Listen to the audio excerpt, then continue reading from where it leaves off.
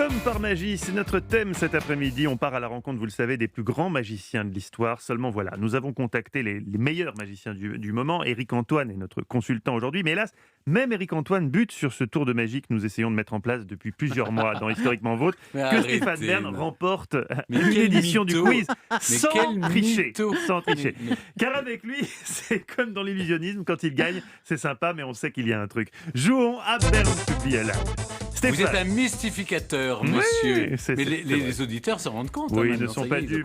Mais j'aime m'amuser avec vous. Stéphane, première question. Dans le Colisée de Rome, Jules César avait une sorte de loge VIP où, de son vivant seul, lui et ses invités pouvaient assister au combat de gladiateurs. Vrai ou faux? Dans le Colisée de Rome. Oui. Est-ce qu'il y avait dans le Colisée une sorte de loge VIP finalement où s'installait je pense qu'il Jules César? Oui, parce que Ave César, morituri te salutant. Oui, vous avez lu Astérix comme moi, oui, Astérix Gladiateur, oui, très bien. Mais au-delà de ça... Oui, c'est sans doute possible, mais oui, pourquoi, il était là dans sa loge, juste pour César, Stéphane? Tous les empereurs à la suite de César. Mais la question concerne Jules César, en fait. Je pense qu'il y avait d'abord, ce que je sais pour être allié au Colisée, c'est qu'il y avait plusieurs... Il y avait les fauteuils d'orchestre, le balcon, il y avait plusieurs types, oui. Il y avait des loges. Dans la mesure où il y avait des emplacements spécifiques en fonction des catégories sociales, il paraît tout à fait probable qu'il y ait eu un emplacement VIP. Maintenant, est-ce que César, qui était dictateur et pas encore empereur, a pu avoir un truc aussi smart que les suivants? Il avait sa loge. On visite d'ailleurs toujours la loge de César. Bien sûr, très bien.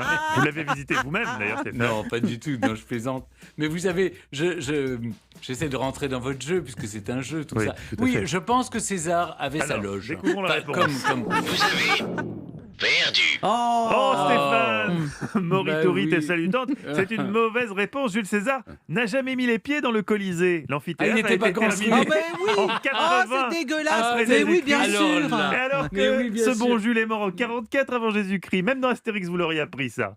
Ouais, mais ça c'est vache. Non, c'est dramatique. Ouais. C'est dramatique quand même pour quelqu'un qui est censé incarner l'histoire. Bon, bref, question numéro 2. Pas ça. C'est pas Vespasien le Colisée, non?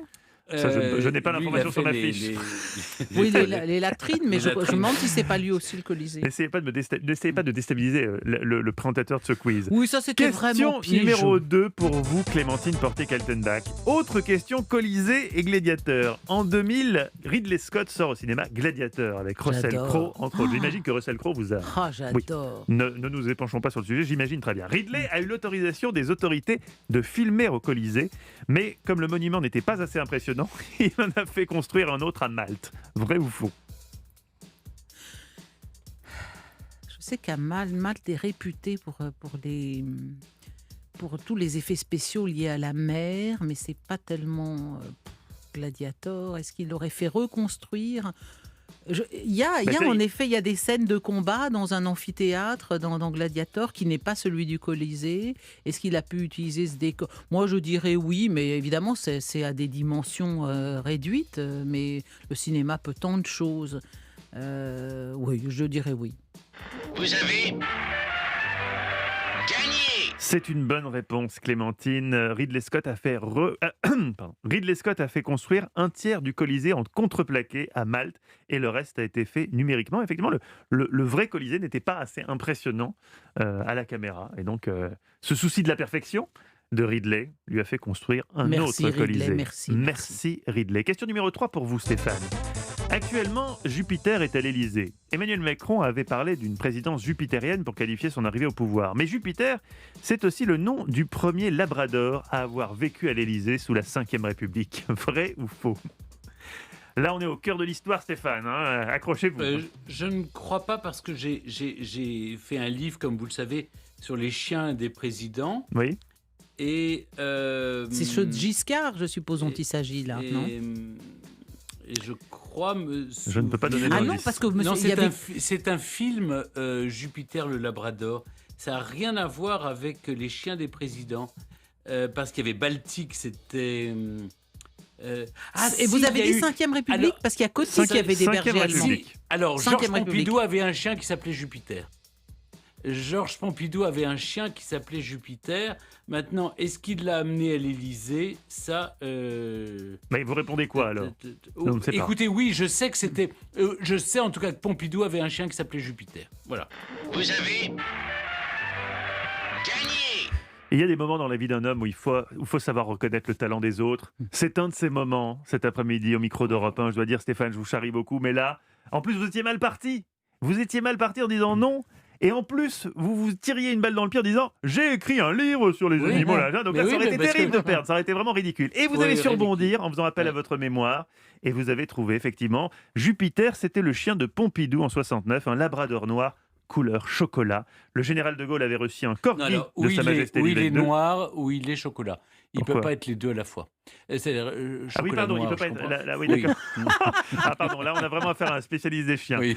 Vous aimeriez m'enlever un point, mais je ne joue pas, moi, donc ça ne fonctionne pas. Et comment s'appelait Il le était corgi, noir. comment s'appelait le corgi que Sa Majesté Elisabeth II avait offert à De Gaulle?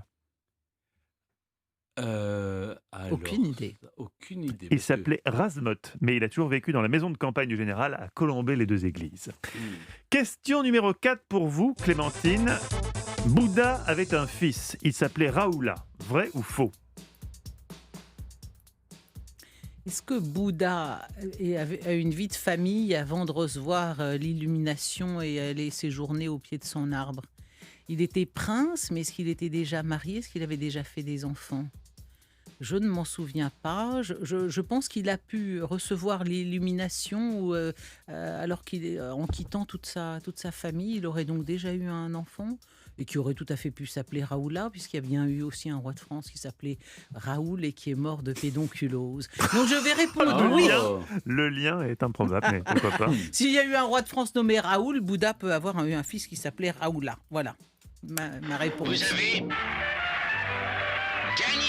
C'est un bon raisonnement suivi d'une bonne réponse. 600 ans avant Jésus-Christ, Siddhartha Gautama était un prince. Il a eu un fils avec sa cousine germaine. Mais comme vous le savez, il a tenu à choisir une vie d'ascèse et s'élever spirituellement pour devenir Bouddha. Avoir un fils est un obstacle à cet objectif. D'ailleurs, Raoula signifie obstacle. Figurez-vous. Très intéressant. C'était écrit. Et c'était la dernière question de ce quiz remportée. Non pas haut la main, car On est à Stéphane égalité. n'a pas démérité. On me signale en Non, régie non. que vous avez gagné, Clémentine. Mais comment se fait? C'est très beau de votre comment part, se mais fait, c'est juste c'est une resté- Non, mais mathématique, en à fait. quelle question n'avez-vous pas répondu? Eh bien, à la Eh première. bien, je me suis trompé sur César, Oui, évidemment. vous savez- Je me suis Ah focalisé. oui, sur Voilà. la loge de César. Mais Mais oui, oui, Je me suis j'oubliais, focalisé oui, sur dommage. les loges au lieu de Oui. penser à la date de Oui, création oui, du oui. Colisée. Là, on s'est C'est fait ballot, avoir je tous les sais, deux, oui. on s'est fait avoir. Et c'est dommage. Et en plus, si vous aviez été à égalité, il y avait une très belle question sur Mickey Mouse à suivre qu'on écoutera un autre jour voilà. probablement. Oh, quel Bravo, dommage. Merci. Clémentine Portier-Kaltenbach.